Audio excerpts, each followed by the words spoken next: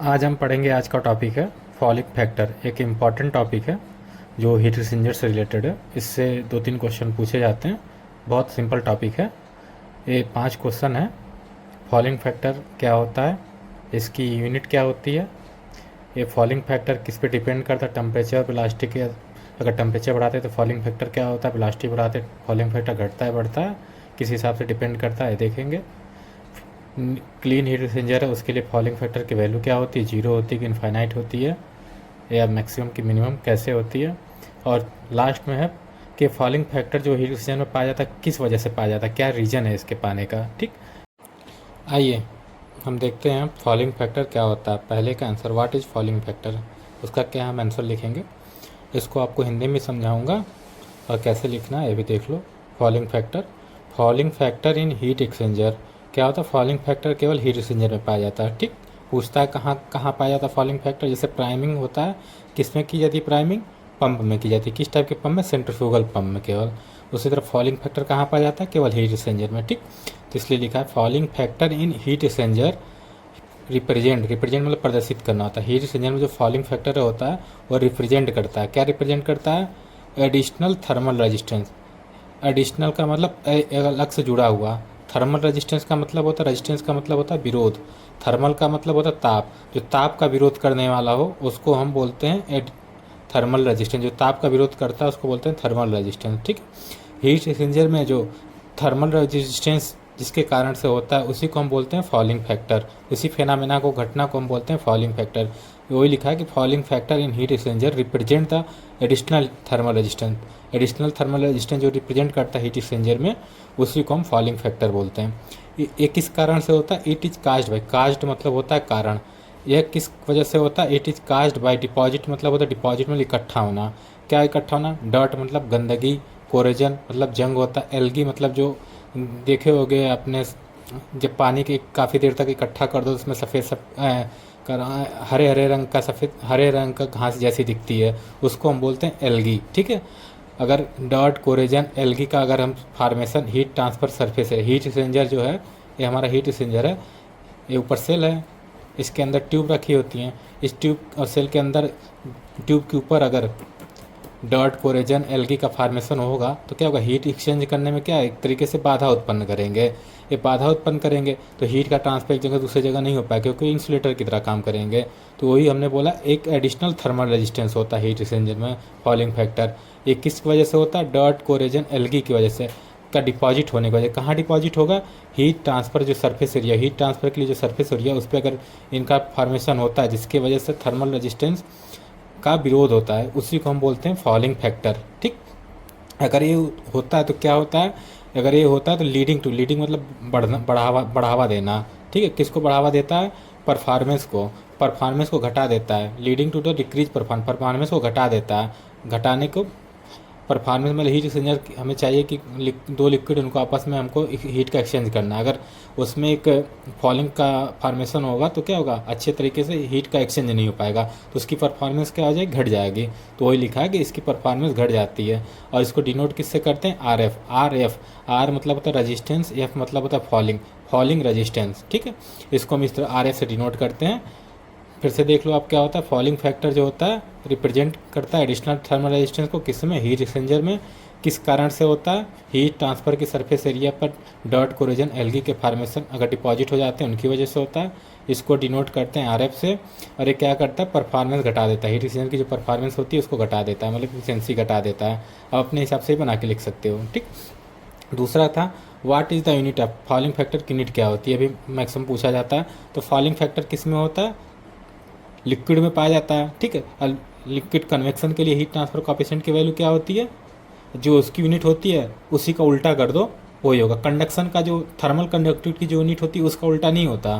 Conduction होता है solid में, ये होता है कन्वेक्शन में। ठीक है, कन्वेक्शन की जो हीट ट्रांसफर कोएफिशिएंट होती है वाट पर मीटर स्क्वायर केल्विन, उसी का उल्टा कर दो, मीटर स्क्वायर केल्विन पर वाट, वही यूनिट ऑफ फॉलिंग फैक्टर हो जाएगी। या फिर ऐसे बोल सकते हैं, reciprocal of overall heat transfer coefficient. Heat transfer coefficient का रिसिप्रोकल मतलब होता है उल्टा। ठीक है, तो मीटर स्क्वायर केल्विन पर वाट RF की यूनिट हो जाएगी। इसी का उल्टा कर तो वाट पर मीटर स्क्वायर करेंगे तो इसकी यूनिट हो जाएगी ओवरऑल हीट ट्रांसफर कोएफिशिएंट की। इसको हम दूसरे तरीके से भी लिख सकते हैं, वाट होता है जूल पर सेकेंड, ठीक है, उसी को हमने तोड़ दिया है। जूल को हम कैलोरी भी बोल सकते हैं, सेकेंड को हम घंटा भी बोल सकते हैं, तो इस तरह भी घंटा मीटर स्क्वायर डिग्री सेंटीग्रेड अपन किलो कैलोरी, ठीक है, दोनों तरीके से हम लिख सकते हैं। आइए तीसरा क्वेश्चन क्या है, फॉलिंग फैक्टर की डिपेंडेंसी टेम्परेचर और वेलोसिटी पे किस तरीके से डिपेंड करता है, ठीक, इंपॉर्टेंट क्वेश्चन है, ठीक है। फॉलिंग फैक्टर किस पे डिपेंड करता है, नेचर ऑफ फ्लूड, फ्लूड का कैसी नेचर है, नेचर मतलब प्रकृति, कैसा फ्लूड हमारा, विस्कस है, कोरिसिव है, ठीक है, लो विस्कस है, नॉन कोरोसिव है, ये सब उसमें फ्लूड के नेचर होते हैं, इन पे डिपेंड करता है। दूसरा टेम्परेचर पे डिपेंड करता है। अब तीसरा फ्लूड के वेलोसिटी, जो फ्लूड हम इस इंजन में डालेंगे सेल साइड या ट्यूब साइड से, वो किस वेलोसिटी से कितनी तेज़ी से डाले जा रहे हैं उन पे भी डिपेंड करेगा, ठीक, इन तीन चीज़ों पे डिपेंड करता है। पहला नेचर ऑफ फ्लूड पे देखते हैं, अगर हमारा विस्कस फ्लूड है, ठीक है, हाईली विस्कस फ्लूड है, तो फॉलिंग फैक्टर क्या होगा, हाई होगा। जितने ज़्यादा गाढ़ा हमारा मटेरियल होगा उसमें फॉलिंग के होने के चांस ज़्यादा होंगे। लो भी इसका जितना हल्का होगा उसमें फॉलिंग के चांस कम होंगे। जैसे कि एग्जांपल के तौर पे फ्यूल ऑयल, ठीक है, और वाटर बोलो या स्टीम बोलो, ठीक, इन दोनों में देखो फ्यूल ऑयल हमारा हाईली विस्कस होता है, वाटर स्टीम लो विस्कस होता है, तो किसमें फॉलिंग फैक्टर ज़्यादा होगा, 0.01 0.02 होता है फ्यूल ऑयल में, इसमें 0.0001 होता है, ठीक है, ध्यान से देखो पता चल जाएगा किसमें ज़्यादा है किसमें कम है। कभी कभी पूछता है फ्यूल ऑयल वाटर स्टीम में किसकी फॉलिंग फैक्टर ज़्यादा होती है, तो आपको याद रखने का कि फ्यूल ऑयल हाईली विस्कस होता है तो इसमें फॉलिंग फैक्टर ज़्यादा होगा, ठीक। आइए अब दूसरे देखते हैं टेम्परेचर पे क्या डिपेंड करता है। टेम्परेचर पे इसकी डिपेंडेंसी कैसी होती है, कि टेम्परेचर हाई रखते हैं, ठीक है, टेम्परेचर अगर हम इंक्रीज करते हैं तो फॉलिंग फैक्टर क्या होता है, वो भी इंक्रीज करता है, ठीक है। क्यों इंक्रीज करता है उसका रीज़न हमने लिखा है। अगर आपको रीज़न पता होगा तो आप कभी भी रटोगे नहीं, रटोगे नहीं तो आपको हमेशा तैयार होगा, ठीक। क्यों होता है, एट हाई टेम्परेचर पे क्या होता है, क्रैकिंग चांसेस इंक्रीज कर जाते हैं। क्रैकिंग का मतलब होता है टूटना, ठीक है, दो चीज़ों का आपस में टूटना है, इसको बोलते हैं क्रैकिंग। अगर टेम्परेचर बढ़ाते हैं तो क्रैकिंग के चांस बढ़ जाते हैं, जिनके कारण क्रैकिंग अगर हो, हम जानते हैं क्रैकिंग हमारा क्या है, किसी भी रिएक्शन अनडिजायरेबल होता है, जो नहीं चाहिए होता। अगर हो रहा है तो क्या होगा, एक तरीके से इम्प्योरिटी के रूप में वो काम करेगा जब क्रैकिंग होगा, ठीक है। और जब इम्प्योरिटी होगी तो क्या होगी, हीट एक्सचेंजर में इम्प्योरिटी ही तो हमारी है फॉलिंग, अगर इम्प्योरिटी बढ़ेगी तो फॉलिंग फैक्टर बढ़ेगा। तो वही बोला हाई टेम्परेचर पर क्रैकिंग के चांस बढ़ेंगे, जिसके कारण से हमारा जो है थर्मल रेजिस्टेंस कम होगा। थर्मल रेजिस्टेंस का मतलब ताप का विरोध करने वाला, वो जो डॉट बनेंगे कोरेजन की वजह से कुछ हो या फिर एल्गी का फार्मेशन, ये सब थर्मल रेजिस्टेंस का काम करेंगे। क्रैकिंग की वजह से भी इन्हीं सब चीज़ों का फार्मेशन होता है। तो हाई टेम्परेचर पर क्रैकिंग के चांस बढ़ जाते हैं, जिसकी वजह से फॉलिंग फैक्टर भी हमारा इंक्रीज कर जाता है। दूसरा, लो टेम्परेचर पे क्या हो जाएगा, घट जाएगा, फॉलिंग फैक्टर घट जाएगा, ठीक।